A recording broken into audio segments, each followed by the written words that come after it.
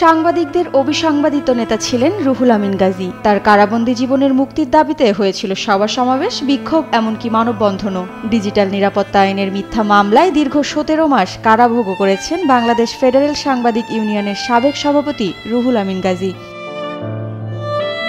২০২০ সালের ২১ October digital নিরাপত্তা আইনের মামলায় তার কর্মস্থল দৈনিক সংগ্রাম থেকে তাকে গ্রেফতার করে রাজধানীর হাতিরঝিল থানা পুলিশ। ২০১৯ সালের ১৪ ডিসেম্বর ঢাকা উত্তর সিটি কর্পোরেশনের ৩৬ নম্বর ওয়ার্ডের মুক্তিযোদ্ধা কমান্ডার মোহাম্মদ আফজাল হোসেন রাজধানীর হাতিরঝিল থানায় একটি এফআইআর করেন।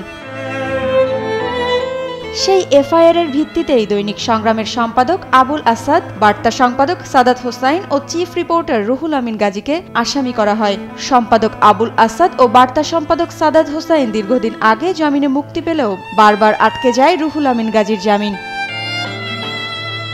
কারাগারে থাকাকালীন সময়ে নানা রোগে আক্রান্ত হন রুহুল আমিন গাজী। জটিল রোগে আক্রান্ত হলেও সাধারণ চিকিৎসা সেবা থেকে বঞ্চিত হন এই সাংবাদিক নেতা। দীর্ঘ ১৭ মাস কারাভোগের পর সম্প্রতি কাশিমপুর কেন্দ্রীয় কারাগার থেকে মুক্তি পান তিনি।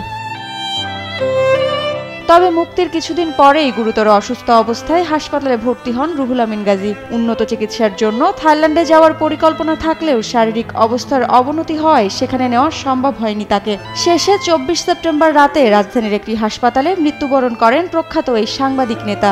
তার মৃত্যুতে শোক জানিয়েছে বিভিন্ন সাংবাদিক ইউনিয়ন, বিএনপি সহ বিভিন্ন রাজনৈতিক দল ও সামাজিক সংগঠন।